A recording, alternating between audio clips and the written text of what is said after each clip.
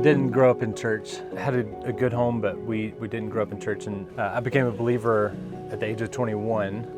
Radical life change for me. And a year and a half later, I was on a mission trip in the Philippines, and I got to share my testimony and teach at kind of a student conference there for them, and was burdened. I just remember walking away from that thinking, I want to do this the rest of my life. I grew up in a Christian home. I got saved when I was 8 years old, and really since that moment, since I can remember being 8 and listening to Mercy Me on the radio and hearing a song about going to the world and telling them the gospel. And when I was 8, it was my friends. When I got in high school, it was the people that I was passing in the hallways and the teachers at the school. And so then when I met Justin, we really thought the whole time that we were dating and engaged that the Lord was going to call us to missions. We didn't know when, we didn't know how, we didn't know where, but this has kind of always been a theme throughout my whole life.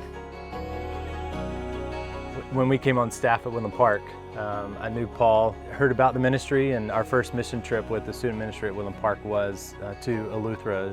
And then in 2020, Paul sat down with me over lunch, and in the chaos of all the things going on in 2020, I thought Paul was going to ask us to bring students back to Eleuthera. He said that after praying, he felt like the Lord was calling me to go to be the next generation, one of the next missionaries in CMA. In that moment, I felt like the Lord was telling me, you're going. Little did we know it was going to be about a 3-year process of praying and the Lord just preparing our hearts and getting us ready to get us to a place where we were ready and willing to go and serve the Lord here in Abaco. I can look back and see that that was really us counting the cost. I'm so thankful for those years of wrestling.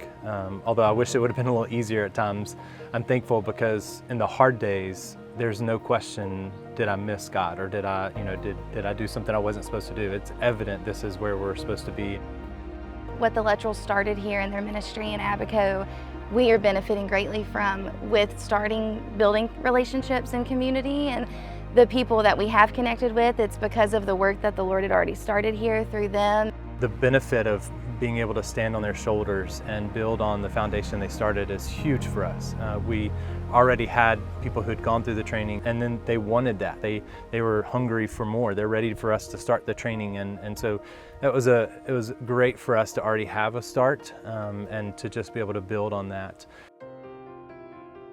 I think one of the beautiful things about having a family is, if it were just me here, it would be too easy for me just to stay inside and stay kind of to myself.